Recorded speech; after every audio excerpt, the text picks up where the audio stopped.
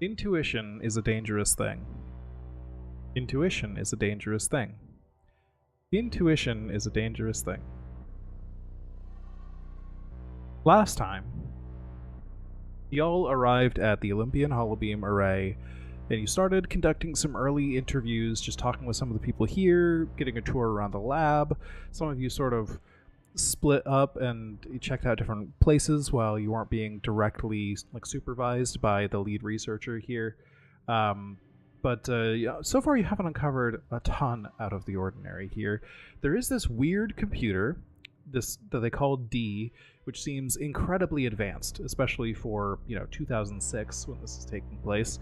It seems to be fully aware, like it has some sort of artificial intelligence or something. Almost like it's a living thing more than a computer, and it interacts with you in that way. It adapts to your inputs and provides you information in the most helpful way possible. All this crazy stuff. One of the researchers here, their IT specialist, Dr. Chang, actually was seems like addicted to using this computer or something like that. But you left that alone for now and decided to check on some other things. You discovered that the head engineer here, Dr. Takagawa, he was in a coma of some kind.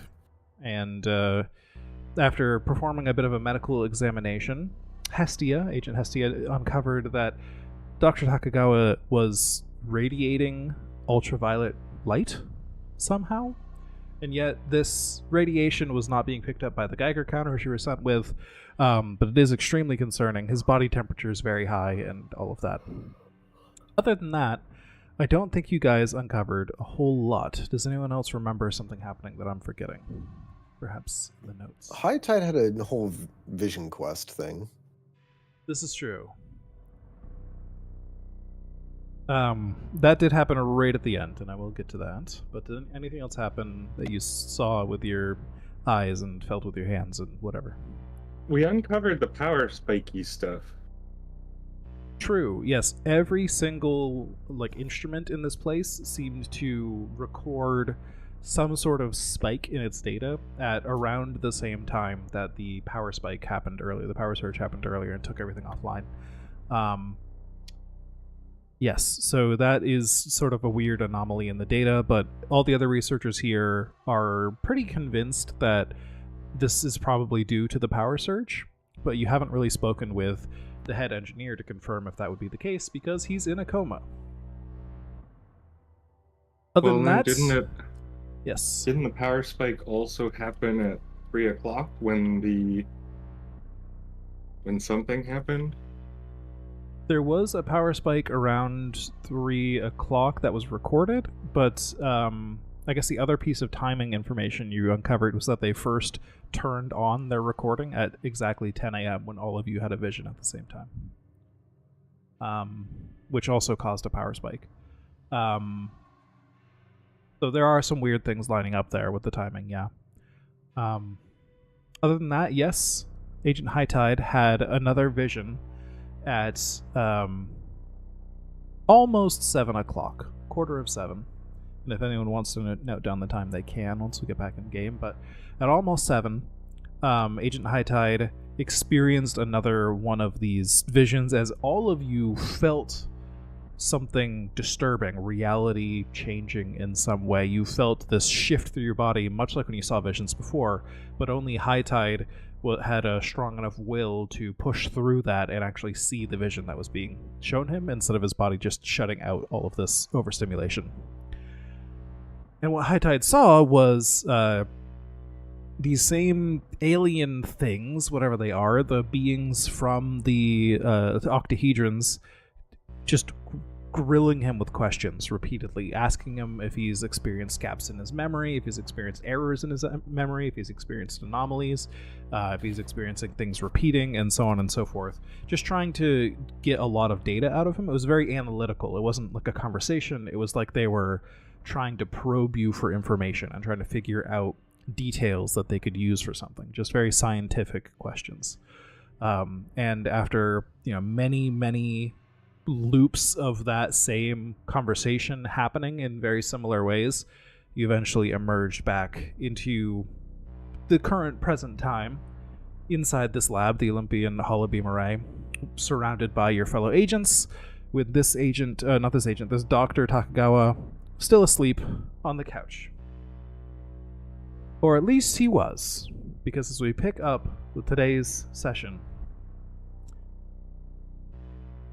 the moment that feeling of vertigo and strange sense that everything is not real passes, this weird warping of reality that all of you suddenly feel, the moment that passes, Dr. Takagawa's eyes shoot open.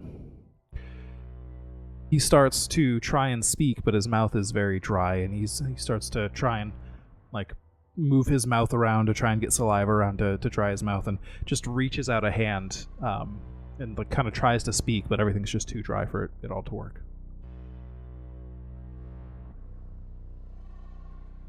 What do you do? I believe in the room is everyone but Hestia. Oh, not everyone but Hestia. Sorry, the opposite. Everyone but I don't think Hallow everyone made but it into the room yet. Hallow. Yes, it was everyone but Hallow. Hestia. Hallow's in the had hallway, I believe. But Yeah, Yes. he was on his way from Jingfei. Yes. Dr. Takagawa, how are you feeling? Water. He just rasps out the word water, like hardly able to talk. I grab a water bottle from my bag and hand it over. He kind of weakly opens it and kind of struggles with it for a second, and then shakily brings it up to his lips and starts to drink, and then gasps once he's done with that. He says, I do not feel well. What happened? How did I get in here? You were comatose. Oh, is my mouth so dry? I feel like everything hurts. Question. Yeah. When I look at his eyes now that they're open, are they that glowing, like, black light kind of deal?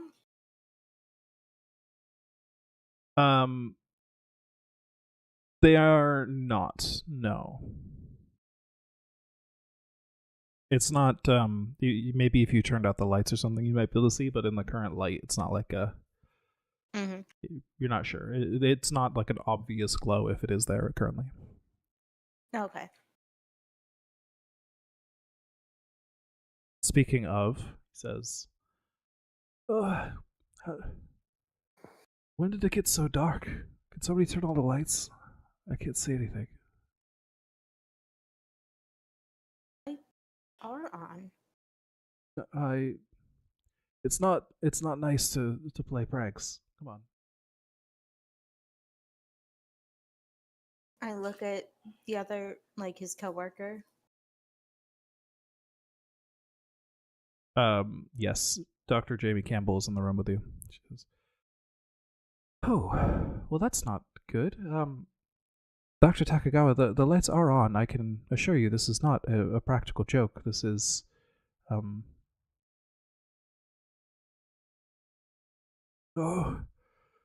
that's not good. He holds his hands up to his eyes and just kind of rubs at them a little bit. Almost like he's feeling to see if there's something covering his eyes. He's trying to pull away, but there's nothing there. Can I pull out a thing and like do a vision check real quick just to see if like he's tracking anything? Sure. I mean, you could just start with like a finger. You hold your finger out in front of his face and move it around. Completely no response from his eyes at all. Like they do not even slightly respond to the visual stimulus in front of them.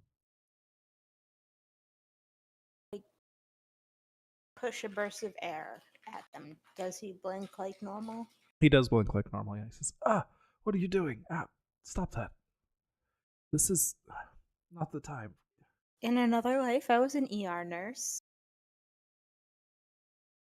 I'm checking your vision and your response to stimuli. No, I can't.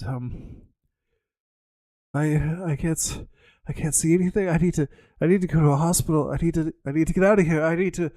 You have to take me out of here. You're an ER nurse. You need to get me out of here. Take a deep breath. He does. Exhale.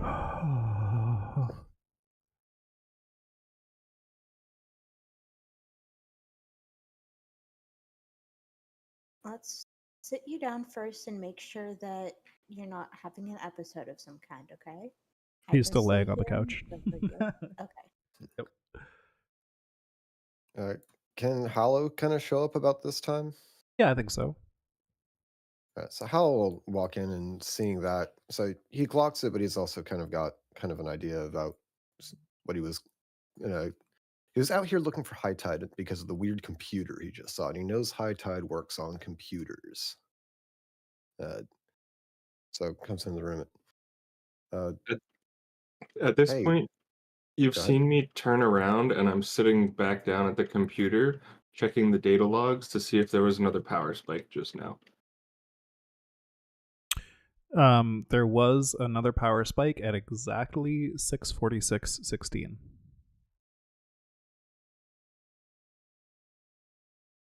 All the sensors showed the same spike in their data as well.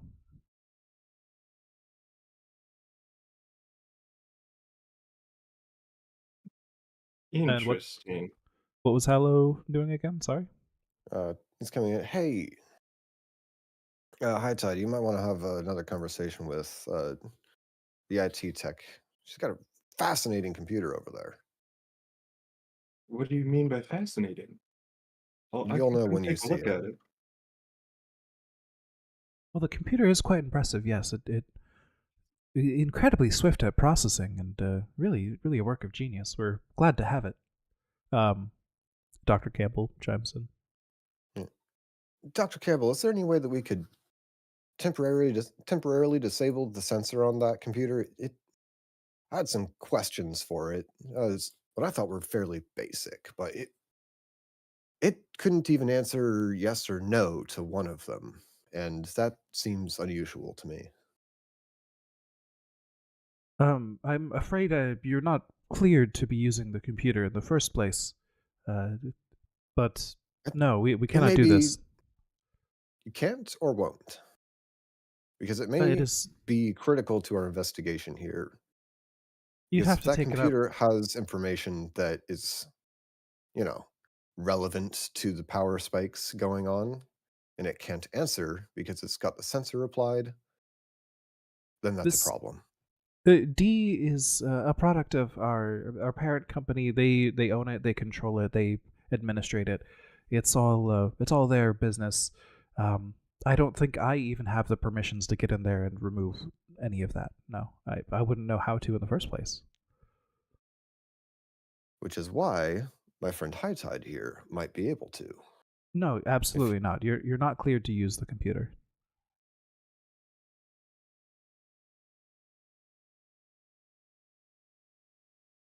Listen, you're all here to just inspect the wires and tell us that everything is okay, and it's the power company's fault, and we can get on with our science here. We're going to change the world. There's clearly something wrong going here. All I have to ask Dr. Campbell is, how long have they been putting you up to it? My employers? No, the other ones. I don't catch your meaning. Did you not have a headache or a vertigo just a minute ago? I felt a bit woozy, yes, but I'm fine now. But all of your sensors had a power spike again. Is that a coincidence? It must be. That's what you're here to investigate, right? Checking into the power situation. Hey, that's another data point for you to investigate. That's what you should be investigating, the power surges. Yes. See why the power company is fucking this up. But how can we not know it's not your computer doing it?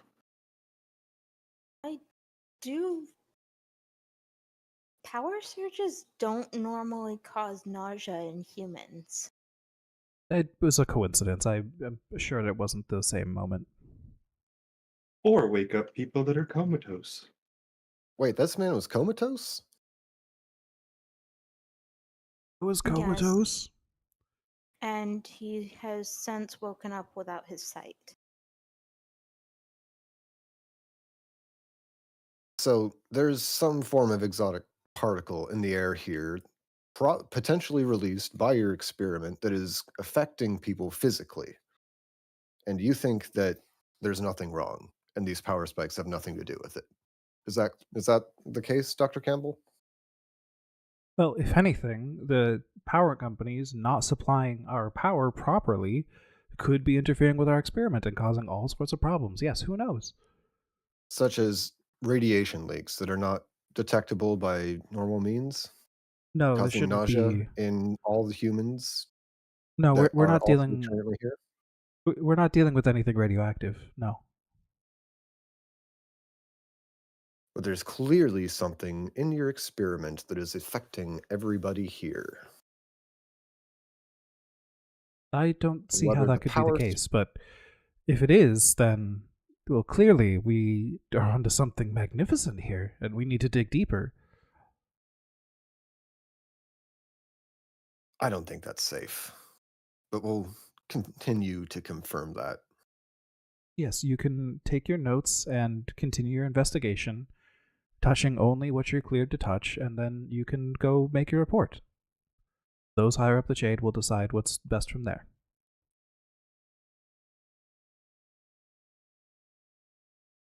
All right, show me the equipment.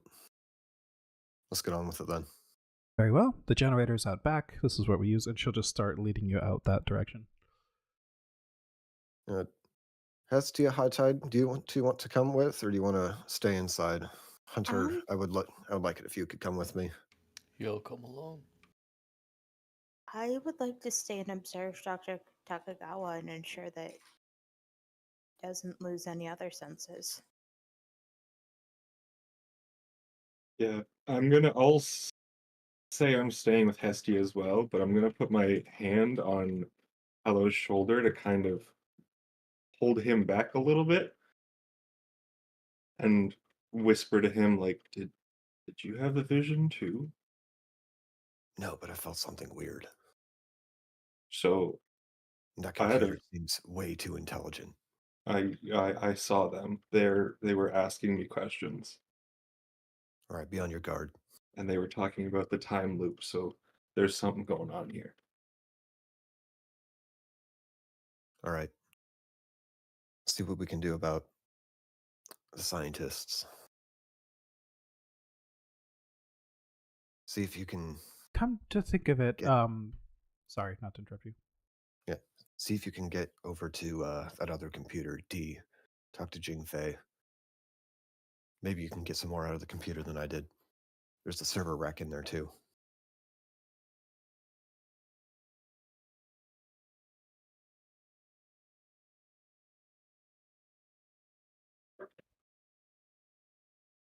Dr. Campbell comes back, and she has another man with her. She's leading along, and she kind of almost half like shoves him towards the engineering office. She says, "This is Evan. He's the junior engineer. He works under Dr. Takagawa. He can answer your questions on those regards, and he might have more information about whatever is going on with Dr.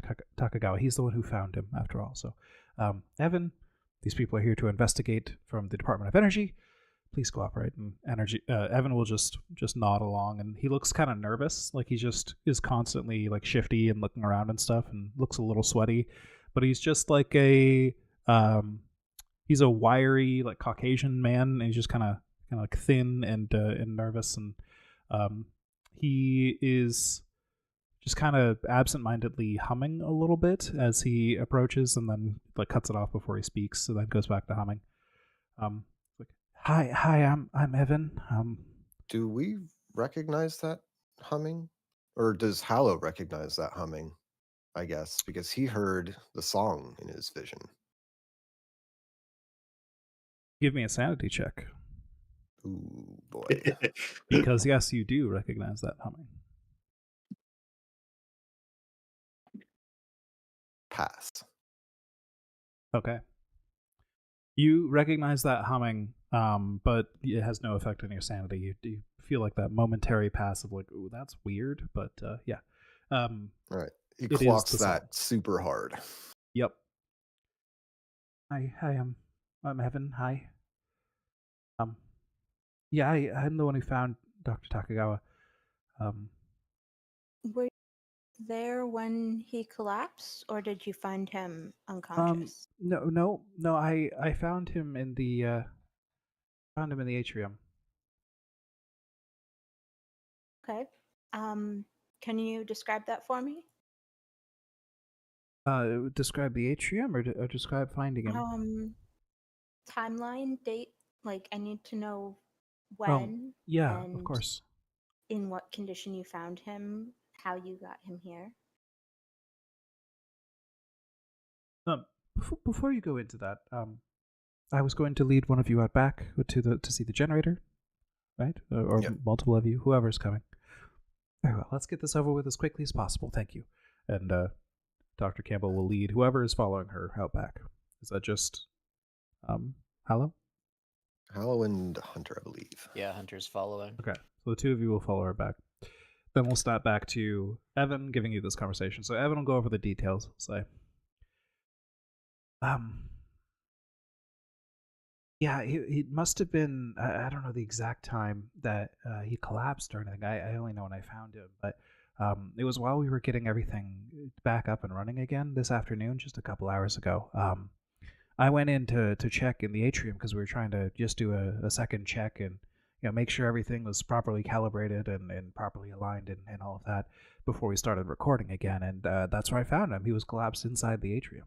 And so I brought him back to his office to give him a more comfortable place to sleep. I figure he must have passed out from stress. It's been a hell of a day. I mean, we've been preparing for this for so long, and then a random power surge just takes it all down. Like, that's got to be a lot of stress. It was a lot of stress for me. I certainly felt it.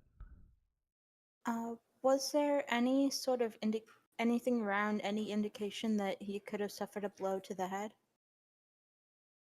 No, I don't think so. I didn't see anything like that. I mean, there wasn't blood anywhere, or I mean, there's no loose objects in the atrium. I mean, I can show you the atrium. Actually, it's not like the it's not like the actual terminals where we need a clean room set up and stuff. We can't open the equipment, but we've seen the atrium, right? I don't believe so. Is the atrium where the thing is? The atrium is separate from this building. There's an atrium. I guess you could ask Evan. Maybe nobody has told you what the atrium is yet, so you could ask that potentially. What is the atrium? Is it like the Yeah. welcome? No, desk? It's sort of the starting point for our lasers in this experiment. It's the shack where the laser equipment is all set up, and then the lasers are fired down these sort of tubes, and there's a splitter in the middle. You probably saw that whole construction out there. There's a splitter in the middle, and then there are a couple terminals that it angles the lasers off towards, and they do very precise technology in there. Lots of mirrors for the lasers, all that. But the terminals, the splitter, we have to be very careful about being very precise with. But the atrium has at least a little space to stand in before you need to set up a clean room. And that's where I found him. Is there any chance that Dr. Takagawa could have his vision rendered? Could he have lost his vision from anything in that room? Oh, has he lost his? Is he okay?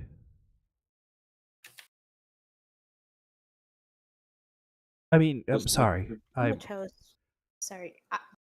For some background, I was an ER nurse and I burnt out and found myself at the Department of Energy. I see. I understand. He was comatose when we found him and examined him. And as soon as the most recent power spike faded, he came to Huh. once we all recovered from our bout of nausea, and he has since lost his vision. Oh God, poor guy. That sucks. I mean, how can he? How can he work with that? Like, that's gonna be. I can't imagine that. He just starts like nervously looking around more and starts to hum more out of stress. And could you explain The a little bit about... lasers, are the lasers something that he would have to wear eye protection? He shouldn't be opening up the lasers or anything, but yeah, we do work with very high intensity lasers. That could absolutely do all sorts of damage, but I mean, I didn't see any indication of that while I was in there. I mean, lasers don't point into the atrium. It would have to be some sort of weird freak accident or something. Definitely suggest that you double check your data from the atrium and see if there was anything that could have Yeah, accounted for his loss of vision, because yeah, people don't go full blind like this for no reason. yeah. I Not can't this imagine quickly. they would. That's very concerning. Should I be concerned? Are my eyes in danger? Wha- What's what's going on here? What's the danger, Doc? And the spikes, I I I can't tell you. I don't know what your research is. I don't know what you're involved in. All I know I is what I can tell from the patient in front of me.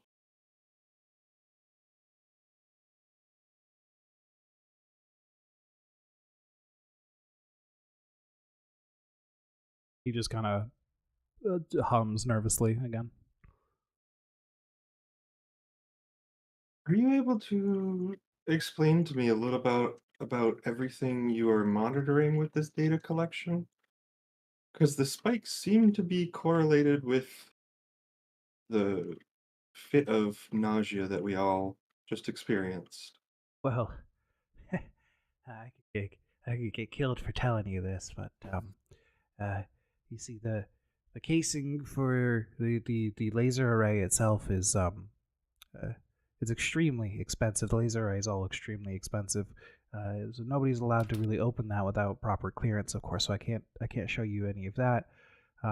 But most of our readings here we take are really just to filter out background noise.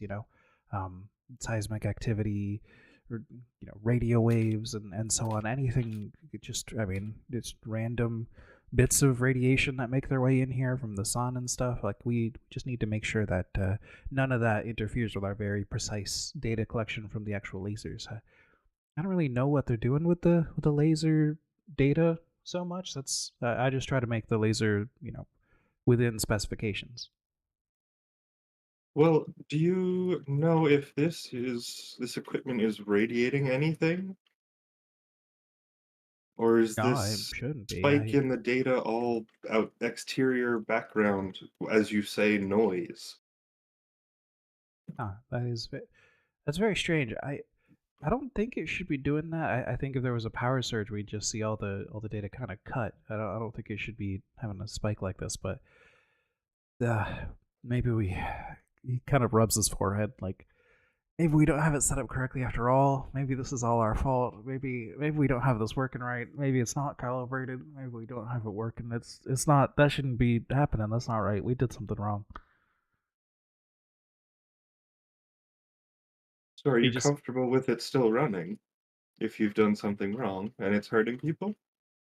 I don't think it's hurting people. I doubt it. I mean, unless Dr. Takagawa, like you said, wasn't wearing eye protection and I don't know, opened up the laser for some reason, which he shouldn't have done. Um, yeah, it doesn't make you can't even open up that part of the. Like, it would be against protocol. We have to set up a clean room before we open up the laser because if any dust gets in there, it ruins the whole thing. Like, it doesn't make any sense. I don't think it's hurting anyone. It's not radioactive. Might I ask, Did you experience a little bit of a headache and or nausea in the last few minutes? I will check my watch to give an close Sure. to exact number. Maybe. I've been feeling kind of headachy all day, to be honest. I've been very stressed. Is this a headache that comes and goes in waves every few hours? Maybe it gets stronger sometimes. I don't know. I collect a lot of data on the world around us. I don't much collect data on my own body, I gotta say. It's not something I've been paying that much attention to, but it maybe. I want you to start paying attention just to make sure, okay? Okay. You don't think I'm gonna go blind too, do you? No, this seems like everyone here is not taking good care of themselves, and that's a great way to get everyone sick. I would just chuckle in the corner and say, as long as your equipment's working properly. It should be. I mean, the laser itself is insane. That's not our fault. That's from the higher ups. But it's the equipment for detecting the background stuff that would be probably my fault. I gotta get all that fixed. Laser's quite something. It's the specifications they were showing me. It is. Oh. Otherworldly? Maybe, I don't know. I've kind of wondered that a few times. Honestly, half joking. Like I could get killed for telling you this, of course. But the lasers are so precise. I've never seen a laser. I've never even heard of a laser anywhere being made this precise. Like this. This is some cutting edge shit. Oh, sorry. Pardon my French. And have you met Curtis Shank? That name sounds familiar. Maybe he came up in a meeting or something. Oh wait, no. Is he the bartender down at the old Rusty Anchor? What's the Rusty Anchor? I guess that's a He no then. bullshitting us? You can give me a human. Yeah. Who has higher human? I have 77. That would be you then. No, it doesn't seem. It seems like he's far too nervous to be lying right now. He's just genuinely confused. Like he's trying to place that name. You randomly asked him, "Have you heard of this name before?" And he's like, "Ooh, is it the bartender of the bar I go to? Like, is it maybe he came up at a meeting? I don't know." He's like reaching for random things that might not be quite accurate. It doesn't seem like it's a name that's come up very often or that he's super familiar with. No. Okay. Just All right. wanted to check if it was either BS or Yeah. memory lapse. Totally fair. And I will just not keep pushing because I'm expecting a call from Grace soon. Although I don't think the phone's working here. Yeah, true. Delta Green would find a way. Yep. Just from you mentioning that name.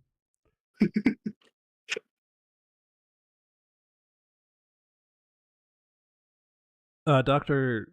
Takagawa will lean up on his couch a little bit, just gripping the back, and says, "Please, I need to talk to my family. I need to get to a hospital. Please, I need to get out of here. I can't work anyways. Just let me go home."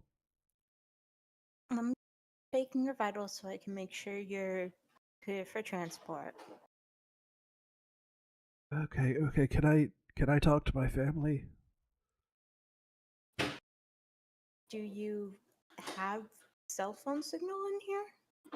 No, I'd use a landline.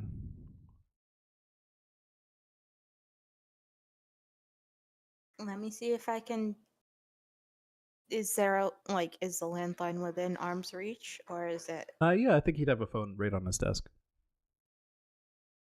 I just need someone to help me to my desk, and He starts to like try and lift himself off the couch, but he's very weak, kind of shaking as he tries to Okay. rise.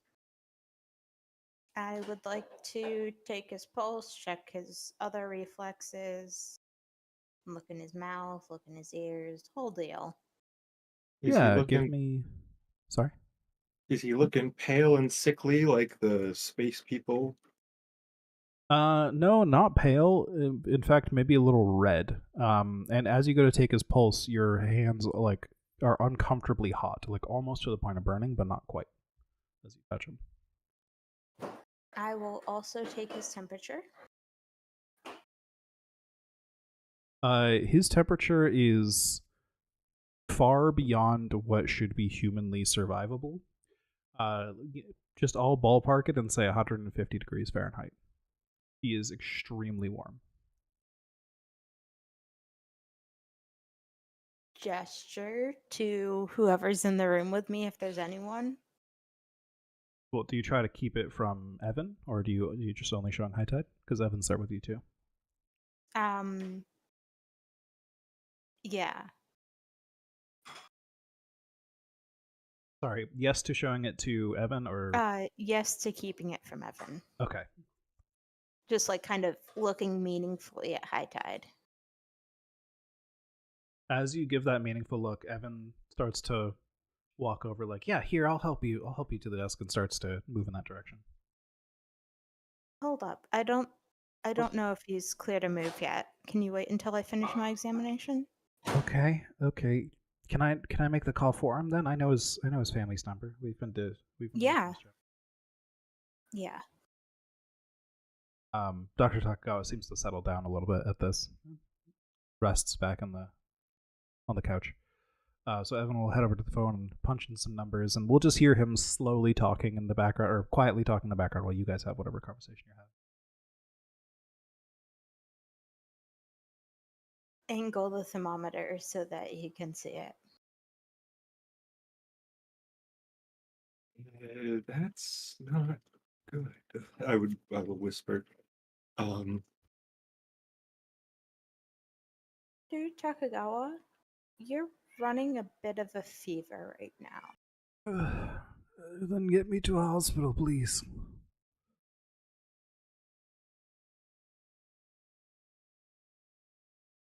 Do you Have mind we if asked- I give you some ibuprofen? Of course, I'll take whatever you think will help. I will treat him for fever symptoms, mostly to pacify him. Does he seem like sleepy at all? Because sometimes fevers make you like weak and sleepy. Yeah, he seems exhausted. So basically, I am hoping that by caring for him here, he will relax enough to fall asleep and or be out of it and not try and leave.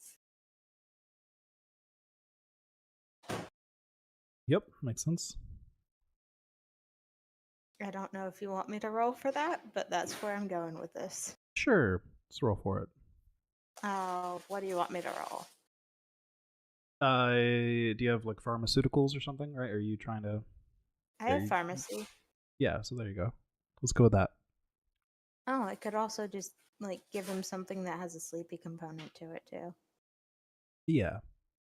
I'll give you a plus 20%. It doesn't seem like a particularly just get him to sleep. So he starts to just rest. You hear his breathing slow, and he's just resting very deeply. Evan hangs up the phone and says, well, his family did not take that very well, as is probably expected, but they're driving here right now, and they said they also called an ambulance, but they need to see him immediately, is what they said. So they're coming here now. Shouldn't need an ambulance.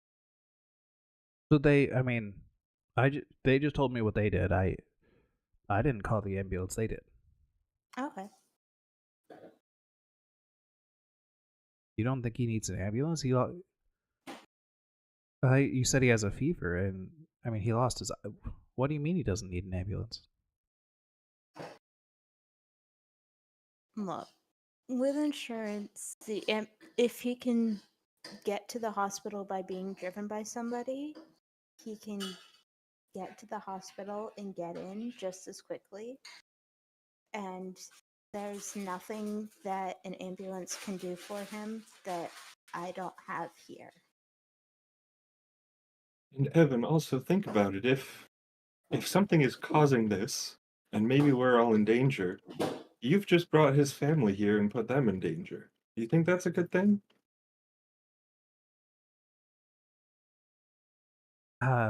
What do you think? Do you think there's danger here? Well, I mean, this man just lost his eyesight in your facility. God, oh God, oh God. Okay, we should get out of here, right? We should evacuate if it's dangerous here. We can't be here. Why are we here? Why are we letting him stay here? We need to get him out of here immediately too. No, He starts moving towards the door, I will close it. and that's where we're gonna cut to Hunter and Hallow outside. Nice. All right, you two are outside. Dr. Campbell is showing you there is a generator out back, and the generator is just their emergency backup power. It's not their main power, and it only really keeps the lights on in this place. So she's relaying that information to you all. She says, yeah, so here's the place where it connects back into the building, and you'll see none of this heads over to the actual atrium and the terminals over there because it's not nearly enough power to power them anyways. So we just shut things down when there's a power issue. Yeah, anywhere else you'd like to see? This is our main power delivery system here. I can show you where our power comes in from the power companies, and then you go investigate the power companies, whatever they're fucking up. You don't have any more backups? No more backups. This is it. Although Hunter, I'm just gonna give you this detail here because I think you're the funniest player to give it to, and probably the player who would notice it the most. The amount of fuel that you see in this generator, you don't measure that as enough fuel to last a long time as a backup. You measure that as that is more than enough fuel to burn this whole place to the ground if you wanted to. So that's the thing you notice when you see this generator. Noted. Thank you. No backup for the backup. All right. Let me take a look at those connections then. Yep. Go ahead and do your work. So Hallow will approach the generator and all of that and start poking around for the connections and making a. He's doing his honest best to see if he can find anything weird with it, but also, he's not a trained energy guy, so. Yeah, nothing unusual. It all looks pretty standard. It is just like it's just a pretty normal backup generator. Nothing fancy about it. And like she mentioned, only enough to power this like one small building. So it's not even a very large backup generator. All right, let's see your primary energy connection then. This all seems like it's in order. Okay. Yep. That makes sense. So it wasn't our backup that caused the surge. So yeah, right this way, and she'll lead you back around to another side of the building. And so you're kind of looping around the outside of the building at this point. And yeah. You can see the atrium and the terminals and the splitter and stuff over in the distance, and I mean they appear imposing just by their like structure, and they're there's just these large blocks of concrete with a bunch of tubes running between them and stuff, and like, all sorts of wires going in and out of all of them and whatever. But yeah, other than that, you don't see much out here. You're just in a little clearing. You're inside this dome. The lights are overhead. All of that stuff. And yeah, she'll bring you around to in front of the security hut. You can see the security guard in there is just keeping watch over things. And she shows you where the power comes into the dome, which is down by the security wall by the original security gate you passed through. Shows you can inspect all of that. But again, just looks pretty normal.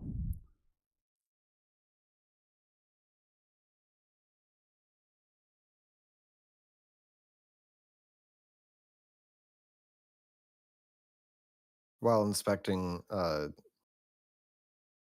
of this, Hal will make an offhand comment to Dr. Campbell. That was an interesting song that Devin was humming. I feel like I've heard it before. I can't place it. Sorry, it's been kind of distracting me as I've been doing this inspection. Did you recognize it? It's like an earworm. I feel like I can still hear it, but I can't place it. As you say that, her face like drops as if there's like a bit of fear to it. Like she goes pale a little bit, and like her entire expression just plummets, and her eyes widen a little bit. But she just shakes her head. No, I don't know what you're talking about. He was humming something. He's always humming something. I'm sure it's. I don't know. I don't listen to the radio much, dude. Is it a pop song? Noticing how her face falls, how it just rotates himself to be facing more directly at her and says seriously to her, or asks, "Why was Evan humming the song of the Sky People?" The what? You recognize that song. You know there's something wrong with it. I don't even know what song you're talking about. Was he humming something? Oh, you're being very confrontational right now. And your face fell as soon as I mentioned it. She puts You've a been hand up to her nervous since face. we got here. But, no, I don't know what you're talking about. This doesn't make any sense. No, it's been a I very think you long do. day. No, I don't. It's been a very long day. A lot of stuff. I can already feel my career falling apart. A man has lost his vision under my watch. This experiment is a train wreck. It is not a very good day. Forgive me for being a bit nervous.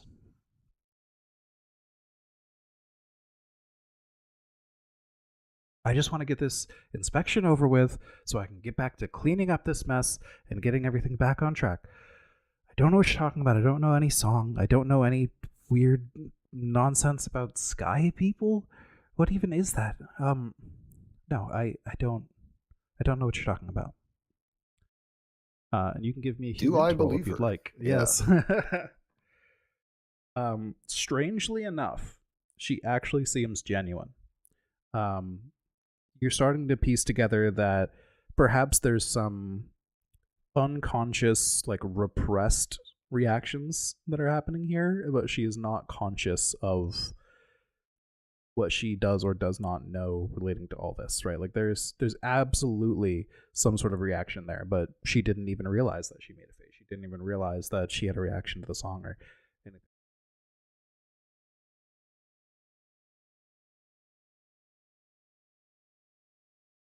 There's something more going on here. Our report to the energy company is going to reflect that. And chances are they're going to shut you down. Especially if there's No, memory problems going on here as well. No, there's no memory problems going on. Listen, we're so close. We saw incredible data this morning for exactly 5 hours. Little What over was this 5 data hours. confirming for you?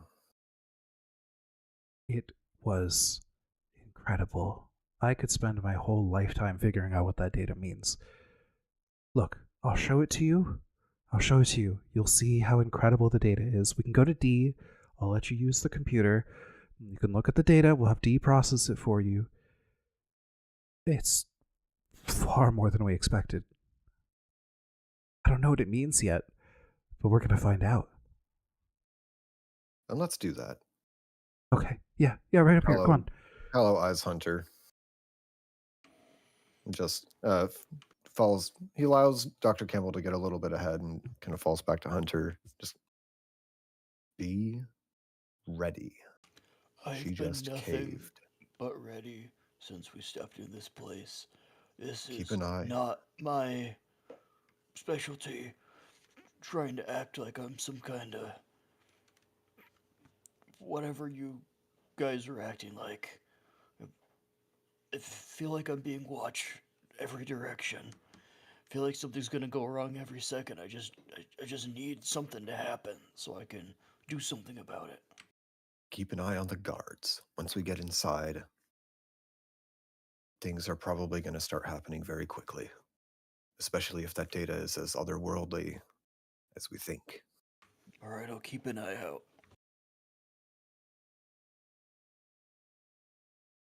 All right, so she leads you up to the building, and as you're walking, she's just yapping on and on about the data. She's like, there are these high-frequency signals, there's these low-frequency signals. They seem to mingle in some sort of way, like they're interacting with each other, but they're so far apart on the spectrum, and there's nothing in the middle. But it adds up to something. There's something here. There's a pattern, but I can't quite put my... And she's just going on and on and on and on. And, like, very briskly walking up to the building. She seems, like, extremely enthusiastic about this. She's been very frustrated and dismissive with you so far, but now she's like obsessed with whatever this is. Completely flipped her tone. And she like throws open the door to the computer lab and walks in, and you can see poor Ghelfi like almost falls off her chair when you guys enter. Dr. Campbell walks right over, doesn't even give Ghelfi like a second look, and just puts both hands down on the counter in front of Dee's like terminal and leans forward and says, Dee, please display the data. We would like to show these people what you found. And Dee will just like a little text box pops up that says certainly. And then a whole bunch of charts and graphs pop up, and they're like oscillating waves and things, and all sorts of different charts of data over time, and like they're all extremely steady.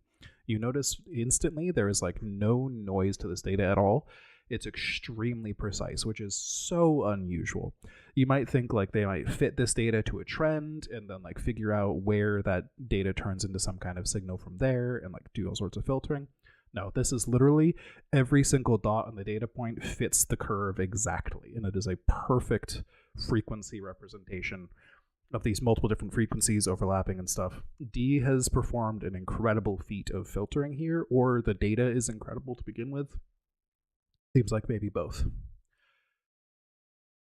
And the data is something quite crazy, and Dee will even press a little pop-up box will come up. This is, would you like to hear the data? No. No. Okay. Understood. Fair enough. Who all has heard the data?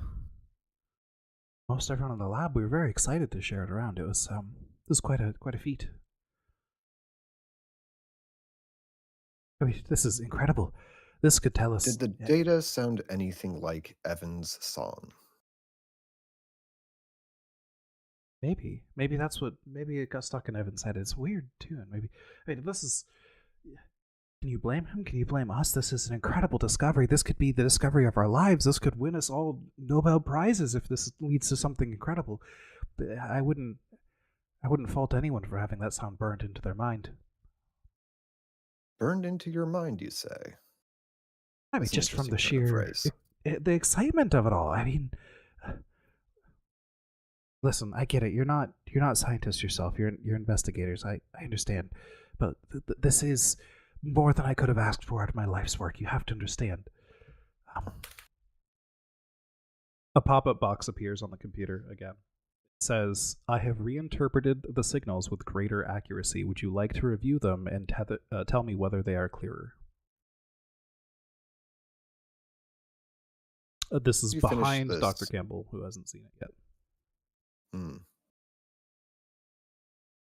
When did you finish that reinterpretation?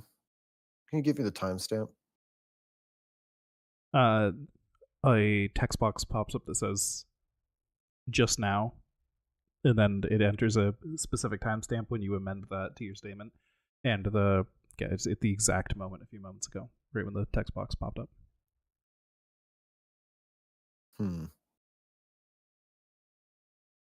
Sure, Dee. Show us your reinterpreted data. Dr. Campbell like straightens her back up and flips around to see the data as it appears, and the graphs are slightly different than before, but even more clear. Like Dee is honed in on more specific frequencies and stuff. And then you see Agent Campbell look back at you sheepishly for 1 second, and then click a button on the terminal, and the speakers crackle to life, and this music starts coming out. Please give me a sanity check, both of you.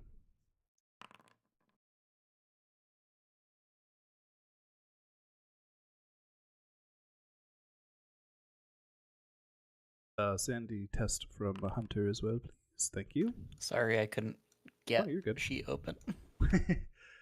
It happens. 1 point of sanity lost for Hollow, 1d4 for Hunter. Oof. Unfortunate. Oh, you don't even have that bond with Garrett anymore. My gaze slowly moves over to Hollow and the 5 points of bond I still have with him. Then I just take it. There's another. Not today, old friend. Yes. It almost seems like there's another layer to the data now. Like there are more components, more frequencies layered. Like there's something being introduced to it. Another pop-up box appears that D says, I have reinterpreted the signals with greater accuracy. Would you like to review them and tell me whether they are clearer? Dr. Campbell says, yes, Steve, please, of course. Show me this computer's amazing. She turns to Jingfei, who's kind of like been shoved out of the way. Are we gonna keep letting this happen? Nope. Question And Hallow, about and the song. as the noise starts playing out of the speakers, he makes that comment to Hunter and reaches around Dr. Campbell's neck and just goes for a chokehold and motions for Hunter to do the same thing to Jingfei. He's just trying to take them down quietly, put them on the floor so he can finish sweeping the building. Okay, first chokehold sanity test for both of you. Okay. 1d4 plus 1 sanity loss for both of you.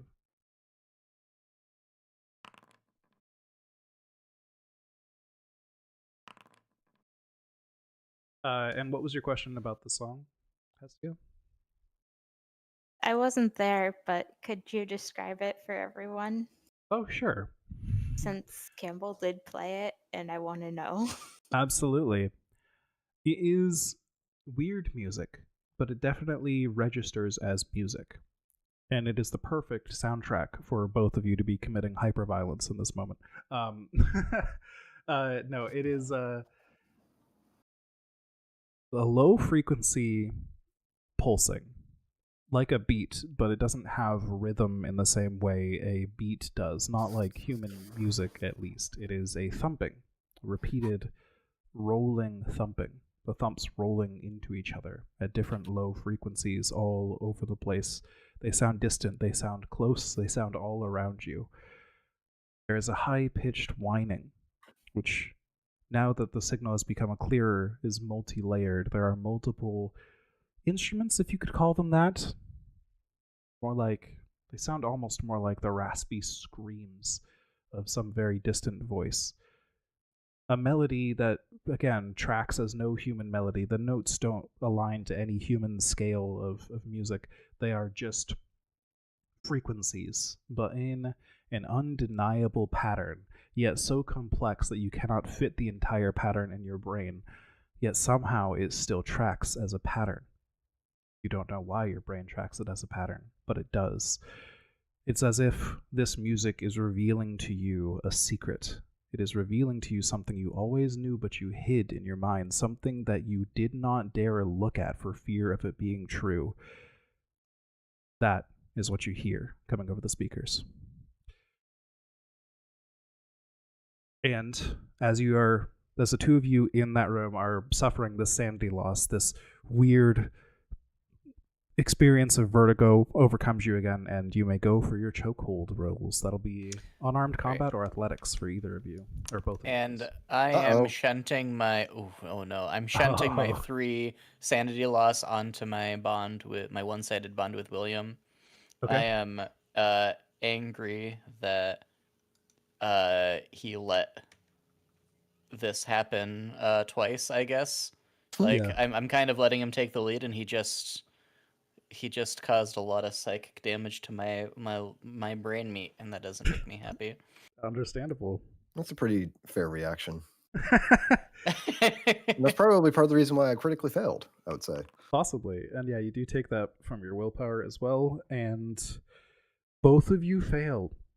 So you both go to grab around their necks, and both women just immediately scream and like just lash out with their fingers, like clawing, just trying to get out. One of I think maybe Dr. Campbell actually bites one of you on the hand while you're trying to get her. Maybe that's Hallow. You go for Dr. Campbell. She bites your hand. That's the critical fail component. So you are going to take a bit of damage as she very seriously like bites into your flesh. 1 point of damage. You know, that could have been way worse. As she draws blood on like the base of your hand and your wrist, like right by, I'll say like right at the base of the thumb. She just bites there, and she draws blood there. You yelp in pain, and she wriggles free.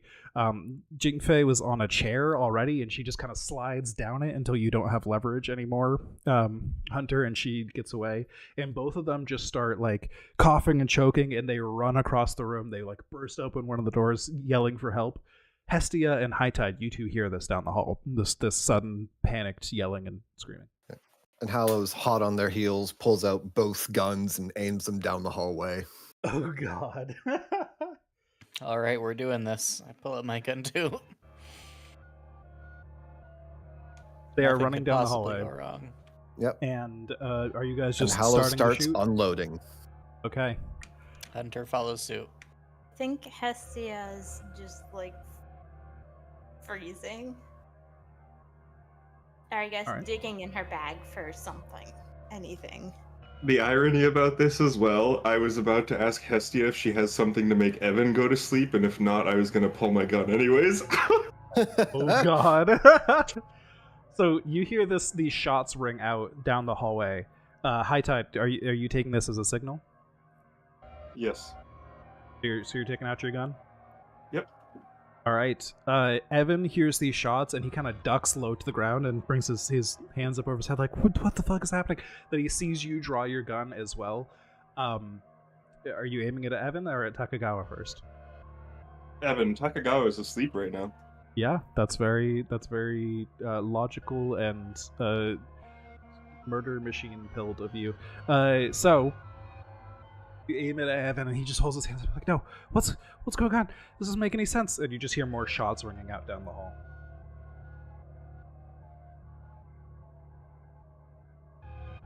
All right, am I okay to just shoot? That's up to you. Yes, I will. All right, you pull the trigger. Pow!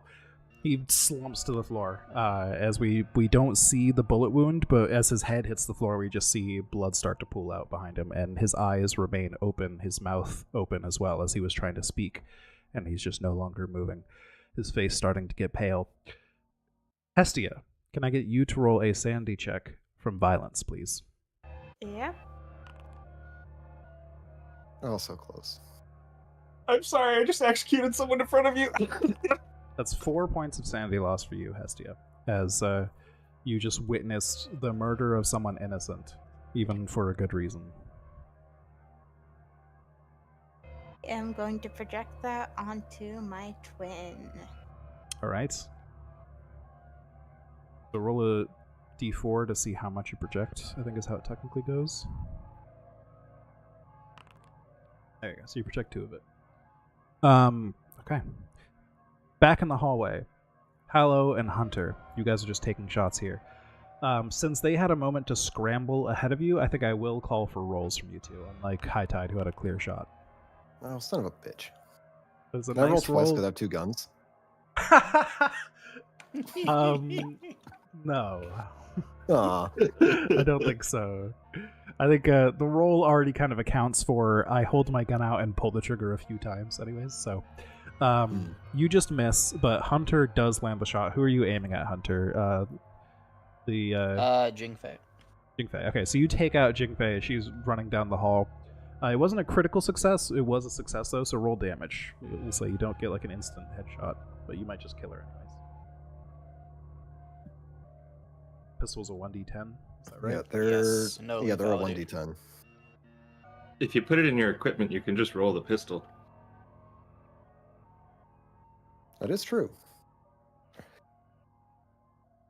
Okay, 5. So we'll say you hit her in the back, like high up behind her shoulder or something. And she just collapses to the floor and starts gripping at her shoulder and like kind of balls up and just starts shaking and crying on the floor. You don't need to roll against violence because you're already Yep, in we're, that shit. we're both murder machines already. Hesty is the only one that's not. One more and I will be. I think because you missed her, Campbell's gonna get to the end of that hallway and just dive into the kitchen area and start heading out that way. All right. And Hallow's hot on her heels. All right. So you, you start following down that way. As you round the corner towards where the kitchen is, the front door is bursting open. As you can hear, somebody's coming in the front door. You can't see there and from he's- here, but And I think he was somewhat prepared for that because we just fired shots and he knows there's at least 2 security guards. Yep. So as the door is opening, he takes a second, trains the gun on the door, and is ready for it to open. All right. So it's the door into the main entryway, and I'd say you're probably at the intersection directly to the northwest of the bathroom on the map, if you've posted in the Discord chat a little while ago. Yes, I've got it open. So you can't see that door from here, so you're just kind of pointing it at the door from the main entry into the north side of it, basically up into the hallway. Is that kind of the idea? Well, so which door it's about to open? Is it the front door? The front door just burst open as like somebody shoved it open violently, yeah. So you could Okay. lean around that corner and maybe take a shot or something, but... Yeah, he leans around the corner to see who has just burst in and exactly how much cover they have. Yeah, it was the security guard who was in the security hut directly outside the building here. She does Okay. have body armor on, and she is holding a shotgun. Okay. But you see her Hallow- first. Yeah. So Hallow's seeing her first, takes a moment to aim a little bit better, and fires again. Okay, so you take a moment to aim, and she sees you in that moment and aims her shotgun at you, and she says, "Freeze! Put the gun down! Get on the ground now!" And she takes cover behind the table there, but you do have aim on her still. Yep. She's just got it propped up, ready to... Okay, so you don't freeze, you just take the shot. Yep. And, that's a success. No So because hesitation. you hit her. She has body armor, which absorbs the blow, and she falls to the ground. And she just aims up with the shotgun at an awkward angle, and she's going to take a shot at you with that. You do have cover from the wall, we'll say. We'll give you 3 points of armor from that. I do also have my body armor. Yes, so add 3 points of armor to whatever you have for whatever is... I believe the shotgun is 2d8, if I'm remembering correctly. Firearms, shotgun, yes, 2d8. 6, so Oh you wow! probably... That absorbed between both. That absorbed all of it. Okay, so she hits the So wall no next to armor. you, we'll say. Yes, that, your armor blocks that, thankfully, as it penetrates through the wall next to you and then hits your armor as well, but all of that material in the way kept it from actually, bursting through to your flesh. Yep. And then we'll say it's Hunter's turn again. Hunter. You see Hallow in a gunfight here, and you saw Campbell scramble towards the kitchen. Firing at Campbell. All right, so you run down that hallway to find her. She has grabbed a knife from the kitchen, and as you round the corner, she throws it at you. Great. Completely misses. Falls to the floor next to you. Completely unfazed. Firing. Right. She screams at you as you pull the trigger, and then the scream is probably very suddenly silenced here. Go ahead and do damage.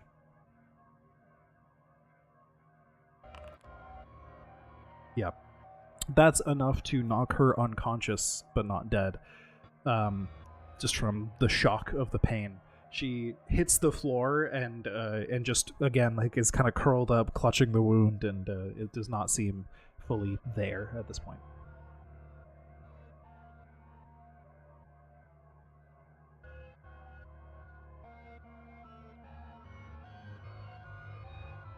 You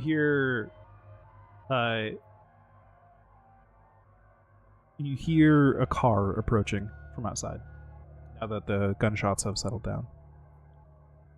I guess you do hear that. The gunshots have not settled down yet, though, because Hallow, you and the security guard here are both still alive, both still ready to take Yep. shots at each other. Are you going to lean around the wall again?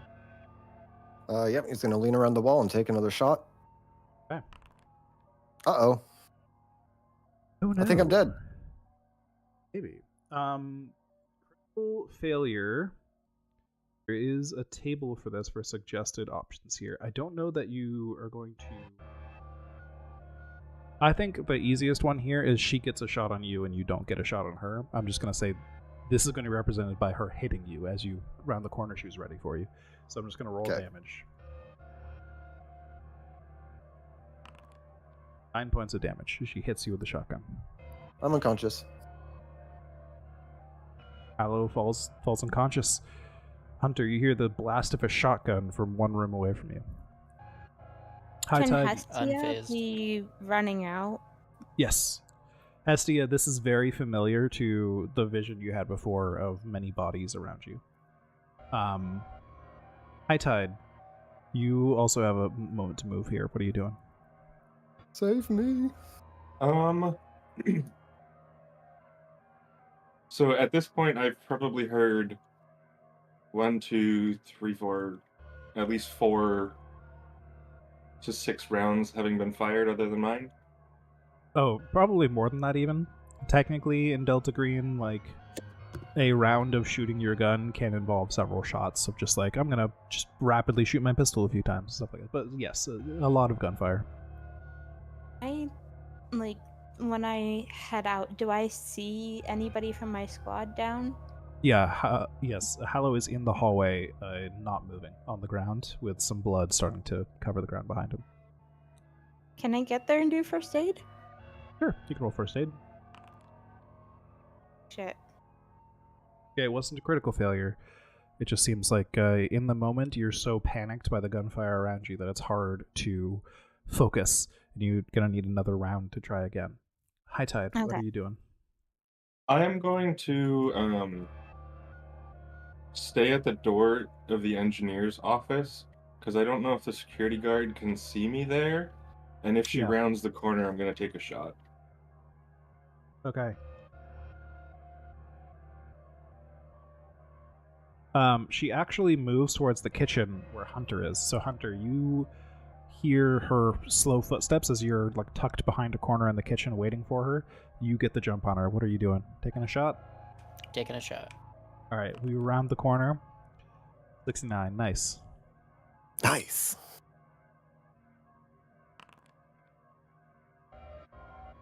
Again, you shoot her and she takes another shot, but she's wearing body armor, which like protected her before and still protects her a little bit now. So she goes down to one knee, and then you duck behind the wall again. She lifts the shotgun.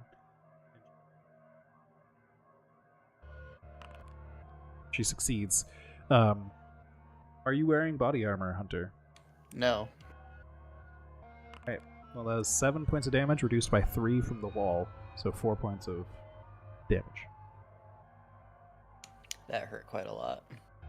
Yeah, ouch. Is that half of your remaining? Or I don't know how much you have remaining. But... I am at 7 of 13. Okay, so not half of your remaining. You're good then. Cool. High Tide, you hear another shot coming from the hallway outside the kitchen. Is it the one that's right by that window? Because if she's there, I can Yes. see her. Yeah, it would be directly across from you from the engineer's office. That's right. Yep. All right, I guess I'm going to attempt to take a shot. I'm still not good with guns, but yeah, no. You shoot, you miss, and she just scrambles back into the main entryway. And you hear her like shouting something over a radio as she's like tucked away in there. You hear a car like screeching to a halt outside. Hestia, do you want to try a first aid again? Yes, I do. There's blood on your hands, things are slippery, you're having a hard time doing anything here. The sound of gunfire around you is making you jump every time you try to do something, and it's just a rough situation for you to be in. You're not making any ground. Hallow is losing blood. Hunter, what are you doing? Taking another shot. Okay. While you do that, Hestia, can you give me a sanity test versus helplessness? You're fine on helplessness. You can mark a check on that. Hunter, you round the corner and take a shot. Yes. I don't mark a check if I don't take sanity. Oh, thank you. You're right. Hunter, you round the corner. The security guard is shouting something into a radio, and as you get there, she lifts the shotgun up with one hand to try and point it at you, and you just pop. Draw off. Headshot. Collapses to the floor. Her shotgun's like still in her hand, but it just kind of hits the floor. Take the shotgun. Take the shotgun. Alright, you pick the shotgun up. It still has 2 rounds in it. Thank you. High Tide. You hear Hunter take the shot in the main entryway. You heard that car screech to a halt outside. What are you doing? If I look through the main entryway, is it open right now? Yes, the door is sort of kicked open, and it just has remained open. Does it have a window on it? Yes, we'll say it has a window on it. A little one. Alright, I'm going to go up to the front door and close it and look through the window. Okay. You see that the car that has screeched to a halt outside was just a little sedan. Has screeched to a halt out there, and somebody has... They parked the car so that the driver's side door was facing away from the building. So whoever is out there has gotten out of the car and has taken cover behind the car. But you see someone's out there. It looks like the security guard from the gate. Alright, so they're not making a move on the building right now? Currently taking cover behind there, yeah. Not actively approaching. Alright, can I attempt to slide one of those couches up against the front door? Sure. So at least there's something they have to push. Give me some kind of strength or athletics check, whatever you think would be high enough. To see Strength if you can do it in one round. is 50, athletics, no. It's going to take you another round to do it, but you start to do that. Hunter, I think it would be your turn. Oh, sorry. Hestia can try first aid again first. Finally. 1d4 points of healing, I believe. Hopefully will at least wake Hallow up. You patch up the bleeding enough that Hallow may be in rough shape, but conscious. Hollow gets 3 points of health in addition to whatever he has. Yay! Nice. Thank you. I'm at 5 now. So you cough as you awake. You are in violent pain, but you are alive, Hallow. Oh, fuck! Oh, that went poor. Oh, God. Can I roll a... can I say I injected him with adrenaline as part of Sure. that? Fuck it. Let's go with it. So he wakes up with a start from the adrenaline. Like, So- yeah, massively. You might be in pain, but you... Oh, I'm not in right now. I'm just angry. I'm angry. You good? We can die later. Where's that gasoline? He start. Gasoline? He's reverting to his old plans and heads out the back door to the generator. All right. Sitting directly in front of the generator is a researcher you hadn't even seen here yet, just because you didn't enter the rooms that he was in. There's a fairly pudgy Caucasian man in his 50s, probably, is what it looks like. He's kind of starting to bald on top a bit, but he's kind of got like the very messy hair out to the side, very thin. And he is sitting there right outside the generator, staring at the door, waiting for you to arrive. And he's sitting there. He's got a pistol in his hand, very shakily pointed directly at the generator. He's like, don't do it. Don't. Listen. It's a... Hallow shoots him. Okay. Roll firearms. Holy shit. So he's just sitting there. As you raise the gun to shoot him, I think he will pull the trigger as well. You do successfully hit him. He goes down, and we'll see how successful he is at shooting the generator. Very successful. Shooting the generator or shooting me? Shooting the he had the gun pointed at the generator when you exited. Like he was just Oh, ready that's to fine. just So He likes fire too. yes, he shoots that, and he didn't hit anything that caused enough of a spark to like ignite all the fuel and cause a massive explosion or anything. There's not enough air inside the tank to like cause a massive explosion, right? But it will say the fuel is now pouring out onto the ground over his body as he hits the ground from your shot. And like the fuel ignites a little bit from the sparks from the bullet, and is just starting to burn around the ground. Like a fire is starting to spread slowly. Okay, and there wasn't anything like a gas can or anything. It was just the generator was stocked with a bunch of fuel. The generator is stocked with a bunch of fuel. Yeah. Okay. Hallow will. Let's see. Oh man. If you can like quickly grab the dead researcher, toss him up against the wall with his feet in the fire, so that the fire travels across him and onto the building some more, and then head back inside. Okay. You do that. You head back inside. What's everyone else doing? We're sort of not really in initiative anymore because, yeah. Hestia was sort of following, just because, this guy is barely up. And she sees what's happening, and,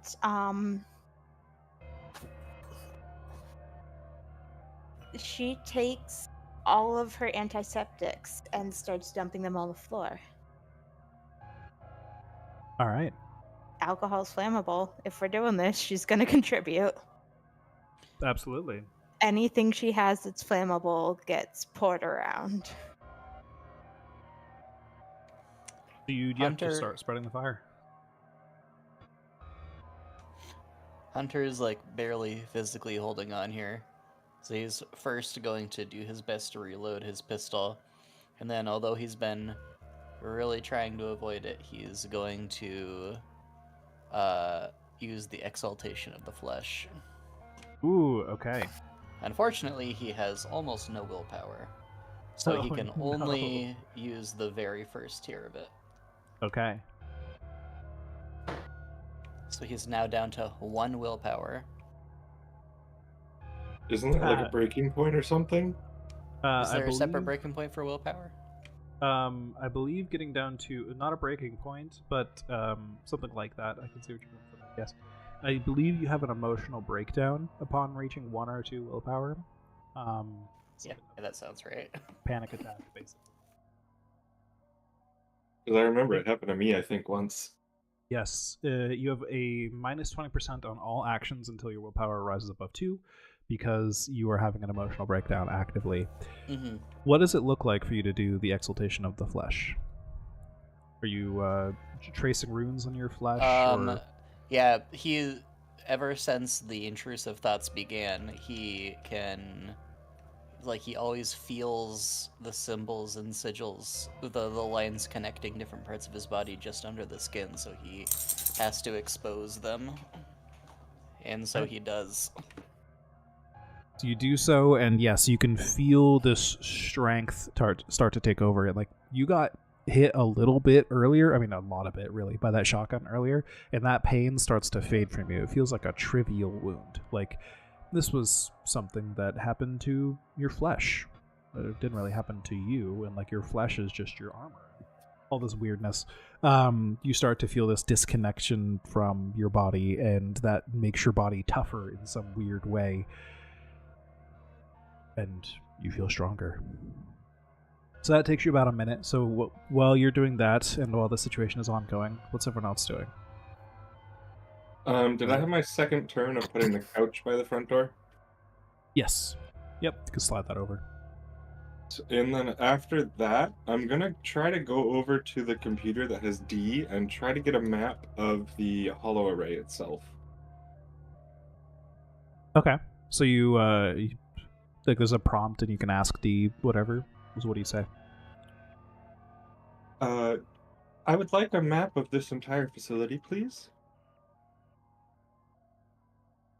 D provides a map and then a pop-up that says, I have reinterpreted the signals with greater accuracy. Would you like to review them and tell me whether they are clearer? No. A pop-up with a sad face. Oh no. And I will try to scribble down at least a little bit of the map so we have a understanding of the other building, maybe. Yeah, makes sense. Or buildings. So the other buildings, they're really just a few connected little boxes. Just do this. Here, that. It's not a complicated layout. There's the atrium, there's a splitter, and there's the terminals, and they're arranged like that with tubes between them. The blueprints D provides you, or not even blueprints, but the layout, the map, doesn't show any more details than that. It just shows you like which buildings are which, and like, you know, so you could go up and figure out which one is a terminal when you got over there and stuff like that. What? think Did you Hestia- send it in chat or something? Ultraviolet say- general, yeah. I think Hestia is probably gonna run up and say, "Hey, the generator's on fire. We need to get out." There's a security guard still out front, behind the Let's get car. out before the fire gets too intense. We also don't know if they're still out in front of the car. There's a few other doors into this building. Before leaving, I'm going to ask D, is there a way to take down this facility? Please clarify what you mean by takedown, it says in a text box. Make it inoperable.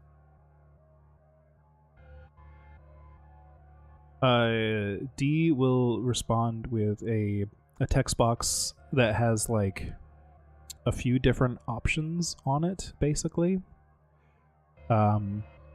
Chiefly is just, you know, disrupting power, just like cutting power to the whole place would probably do it, or destroying the equipment would be an even more surefire way to do it.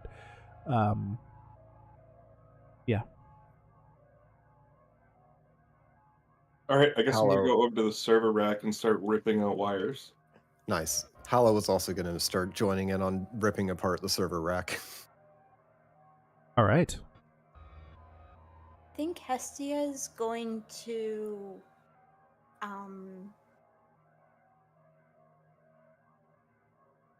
ask for a shotgun or whatever handgun Yep, your extra pistol. and head out the back, and basically her plan is to see if the other buildings have generators and ignite them too. They do not. No, Okay. just this one. Is So you get out there there and you look flammable around. material connecting all of them? Does not look like it. No, they're concrete boxes with like metal pipes between them, and then they're just sitting on the ground. So.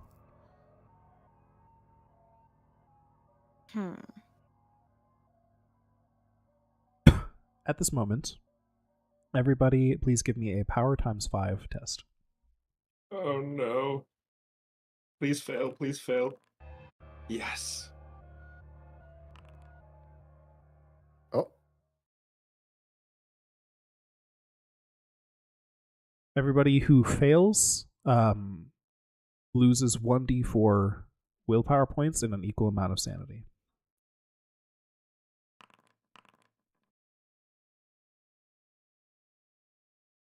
I'm going to take all of that because otherwise I would lose more willpower. And who succeeded? It was just Hestia? I think so, yeah. Yes. Right, so I went below my sanity breaking point and I'm at -2 willpower. Oh, Okay. no. So Hunter's having a bad time. Is Hunter ever not having a bad time? Hunter's about to shoot everyone. An agent at 0 willpower loses all control. This can look different for every agent in every situation. The agent may collapse in racking sobs, or lash out wildly, or simply pass out. You cannot succeed any tests, including sanity tests. Sooner or later, the agent falls asleep, regardless of any disorders or stimulants, long enough to regain willpower. So I'll let you keep control of Hunter, but Hunter is having a very bad time right now and cannot succeed at anything. Oh, that And happened this- to Hala once. And his Yes. dual wielding shotguns. I only have But the he one only has- shotgun, thankfully. Yeah. Also, Alright. I did also fall below my sanity breaking point. Okay, so you would get a new disorder if you survive this, basically. Gotcha. Way to handle that. So, excellent. So for those who failed the roll, all of you see a vision as you realize, like, again, this shifting in reality, the same thing High Tide felt earlier. Everyone who failed the roll feels the same. This rising sense of tension, this rising sense of vertigo and a headache, and then this fear, and then you see, again, different place, a different time. You see, similar to what High Tide saw before, all of you have been questioned in this way before. All of you have been completely devoid of your bodies, being probed for information by otherworldly intelligences that have seemingly no empathy or emotions, that seem to only be interacting with you for some sort of scientific gain. They seem to be curious about how your brain works. They are curious about how you work. And there are many times where they're puzzled by the answers you give. They are beings of pure logic and pure reason, and they don't understand many of the answers you give, but they seek to understand the data you can give them regardless. And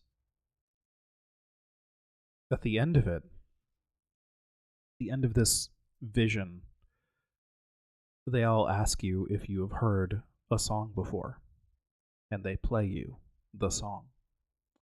The weird, pulsing, screeching song. This fabric of reality, they call it. And then the vision ends. Hestia, on the other hand, you maintained control of yourself, you maintained your awareness of the situation, even if you had a bit of vertigo.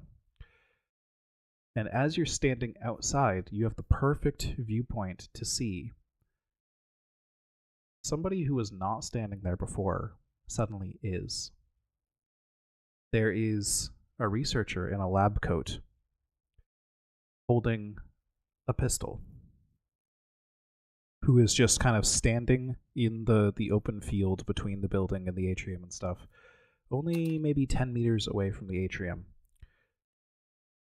And it's a woman, probably in her 40s, and she has wide eyes that don't blink. And as soon as she sees you, with the exact same mechanical, logical, completely devoid of empathy or emotional violence you've seen from your allies, she lifts the gun towards you and shoots. Can I hit the ground? You can roll me dodge to scramble for cover is what it will do, but I think hitting the ground in this case will only really give you like 1 point of cover. But we'll see, yeah. Because you can't dodge bullets in the system, but you can scramble for cover. you'd like to roll dodge, you may.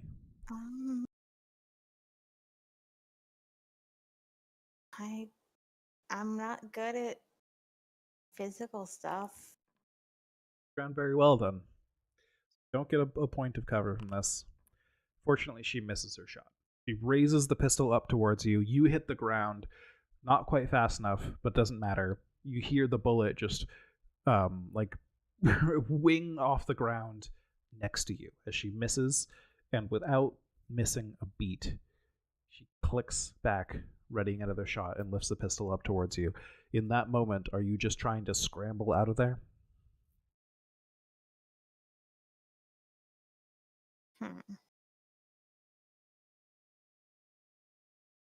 Is she between me and the atrium?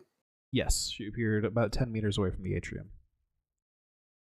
Okay, what's the next nearest building? Is it the one I came from? Yes.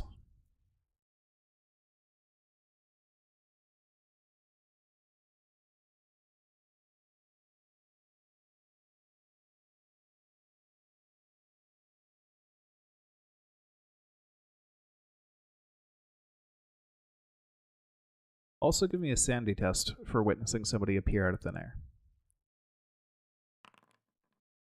Okay, 1 point of sanity loss.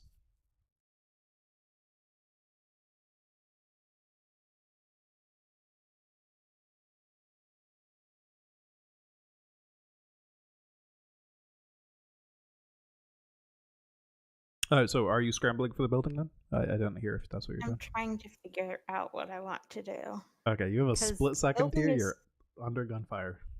Yeah, the building's currently on fire. It is, yes. Do you have a gun in your hand you could fire back with? But I don't know if that's what Hestia's reflex would be. That's up to you.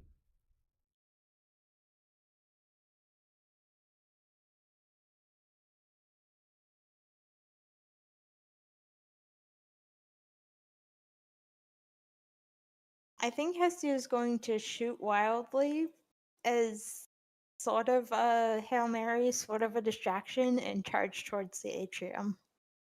Okay, give me another dodge test then.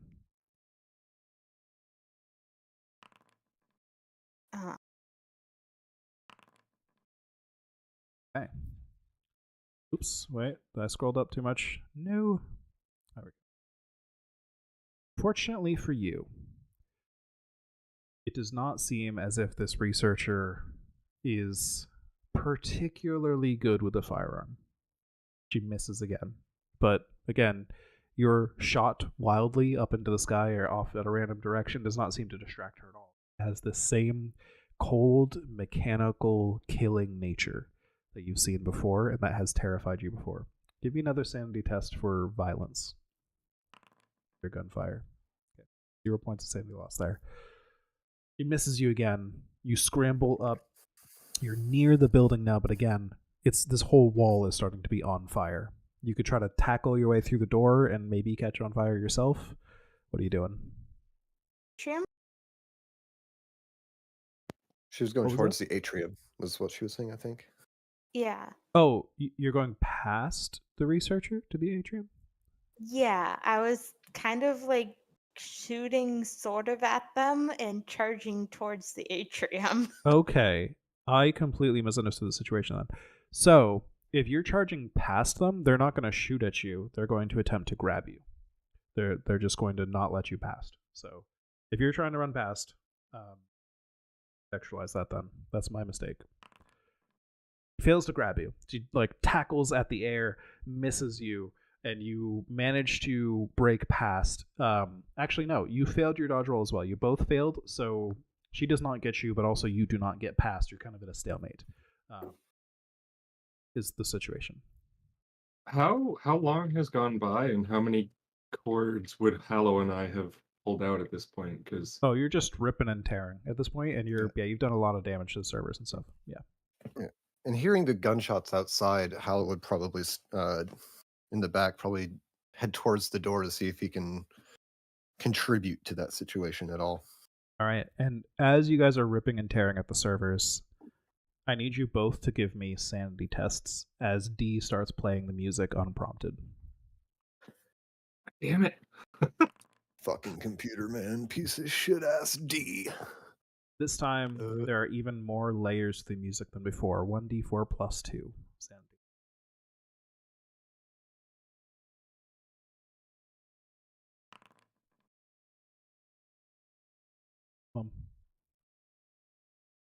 Oh, don't say that. I said don't say that. Oh, maximum. Oof. All right. Project some of that. I'm gonna try to. All right. I can project 4. Haha. Yeah. I'm not able to project onto 2 bonds, correct? No, just one. You choose one. All right, I'm only gonna project onto 3 because I have 3, 3, and 4 for bonds. So Oh yes. if I add, Bye, Dad. All right. sorry. So the music is playing. Are you still heading for the door, Hallow? Yes. Okay. You I'm peek gonna go open to the door computer and hold power on it. to D's computer. Yeah. You don't see a power switch. Is it like a laptop? Computer. Smash. It is a like terminal on a like server rack, basically. Like just a screen I'm with a just- keyboard sticking out of a server rack. Just gonna rip it off. Okay. Or attempt So you to. start ripping that off the thing. I won't make you roll for it. It's just going to take you time to destroy it. What's going on with Hunter? How's Hunter doing? Where is Hunter at? Well, Hunter was a moment ago in the kitchen. I think Might still be in the Hunter's. kitchen, but what are you doing? You don't have to be. I think Hunter's making his way back toward everybody else. Well, I mean, Hunter's not in control now, right? But He's really not. Taylor is in control of Hunter, but yes, Hunter has lost control, if that makes sense. So maybe not acting rationally, just kind of wanders into Would the computer Hunter room. head towards the gunfire out back? That would make sense, I think. Okay, so you wander in that direction. So Hallow and Hunter, you both exit out the back of the building and see Hestia and this woman in a lab coat sort of in a stalemate Hestia's trying to get past the woman in the lab coat. It has a gun and is like kind of half aiming at her, half like shuffling back and forth to try and block her from getting closer to the atrium. I shoot at the woman in the coat. You automatically fail because you have 0 willpower. Do I just like Shaky point hand. and not pull the trigger, or Well, that's do an I option, just yeah. like fire widely? I'll leave it up to you. Whether your hands I too think that I think that it has jammed, but I can't even pull the trigger. Okay. You will yourself to pull the trigger and it just doesn't happen, and you just kind of sit there and just point at it and you're confused about your gun. What are you doing, Hallow? Hallow takes a shot at the researcher. Honestly. Okay. Just a Charging note. forward also to try to get into the atrium and taking shots on the way. You absolutely may, but as a note, with Hestia in the way here, I'm going to say this is going to be risky. I'm going to give you minus 10% in this roll, and if you critically fail, you're probably going to hit Hestia. Well, with the minus 10%, you miss. So Yeah, that is you're trying to take careful aim as you're running. It's just a bad situation for carefully aiming. So you're running over there. It's a bad situation. Hestia, what are you doing?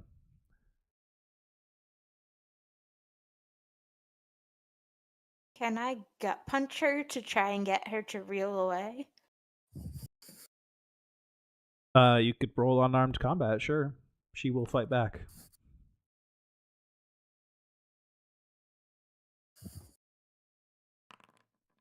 She succeeds.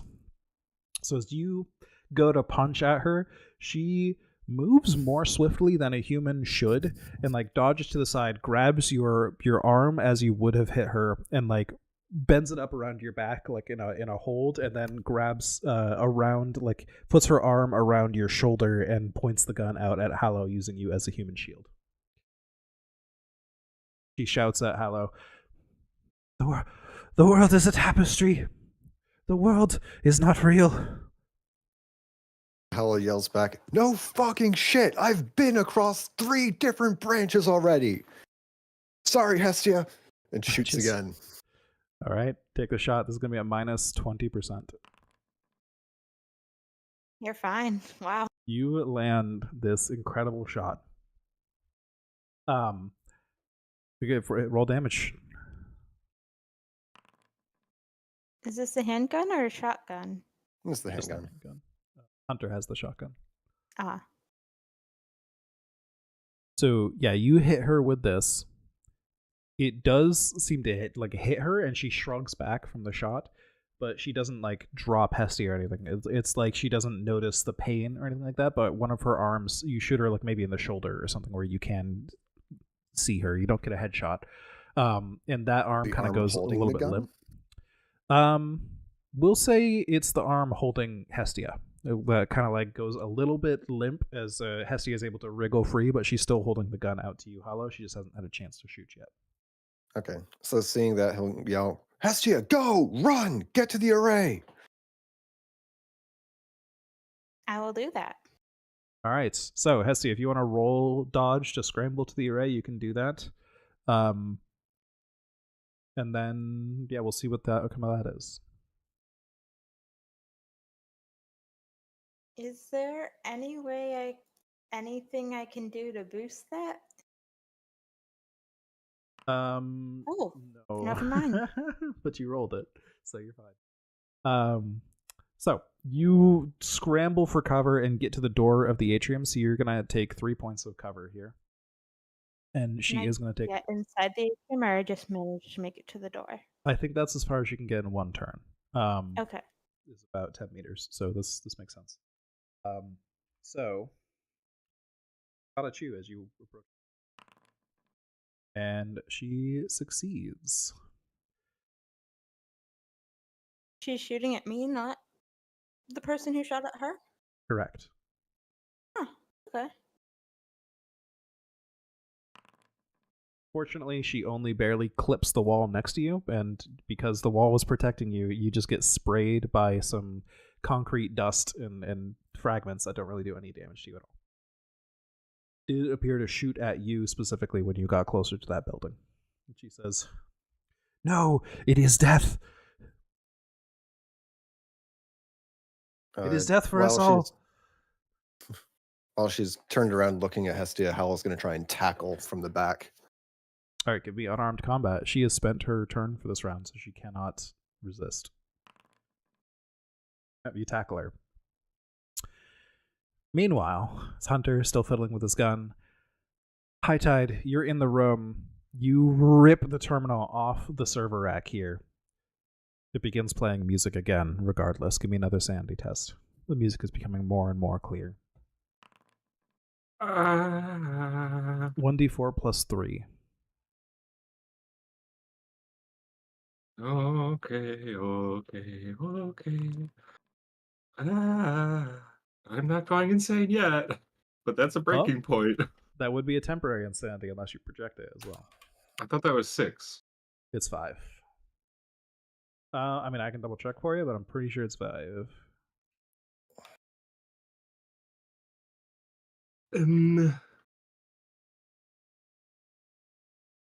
Is there a way to 5 or more. only project 1? Or I don't think so. I think you have to roll for it. and then you are supposed to reflect all of Very roll? technically, the way the order of events is you choose the bond, then you roll to see how much damage you do to the bond, basically. Which I think we've neglected to do a few times, but I think that is the technical correct way to do it. All right, well, that's me at 0 willpower. And no more friend. You have an emotional breakdown as you... Wait. The bond only has 3, so I'm at 1 willpower. Correct. That makes sense. So you're at minus 20% on my rolls. And you still take 2 sanity damage.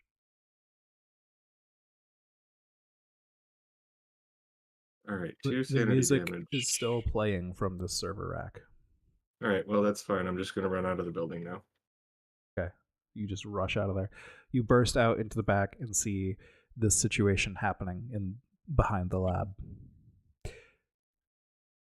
We'll say, Hallow, you've tackled this researcher. She is rolling around with you, trying to, like, biting at you, clawing at you, doing anything she can to try and escape. What are you doing?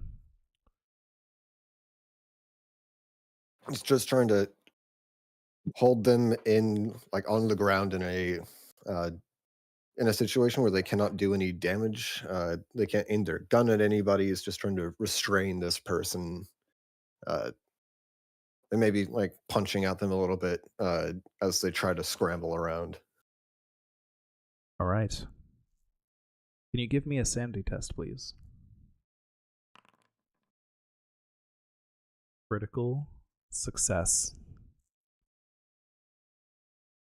You are holding on to this researcher. And you know this is reality. There's a person here. There's a huge physical component here that grounds you. You know, this is a person. This is not an alien. This is not a monster. This is someone you can tackle, someone you can restrain. All of this should be pretty normal. This all makes some sense, right? And so you manage to hold on to the researcher as everyone else in the backyard needs to make me another sanity test. Be plus 20% on it as well. Yes. So I automatically fail this one, right? You do automatically fail, yes. So Hunter's going to lose 1d4 sanity. Oh wait, does the minus 20% apply to sanity? But I gave you plus 20% on this one. Yes. You technically will be auto-failing sanity checks too, though, High Tide, so be careful. Well, I mean, my breaking point is also 19, so that'll be fun. Yes. So, all of you witness, except for Hallow, who has such a firm grip on reality, this woman in the lab coat sort of phase out and then back in, while Hallow is still holding on to her. And Hallow, you do not experience this. Is this the same thing that we saw with the mushroom person, the deputy? Sort of, yeah. We're kind of like phased out and back in. Oh, no, sorry. The deputy kind of melted. This is not like a biological melting. This is like she flickers and disappears and then like reappears. Like she is a hologram. Oh, okay. Why would the hollow array do this to us? Why would it do this? And that's where we'll leave it for this week, as you guys have killed everyone here and captured one violent researcher. We'll figure out where to go from there next time. I imagine more violence. Very likely. One security person out front, right? There is. Yeah. None of you have eyes on him at the moment. Nope. Woo! But their building is burning, so we technically win. I don't think that's true in the slightest. Yeah, I wouldn't count on that. Who knows? I don't think if we look in the dictionary we can find the word win anymore.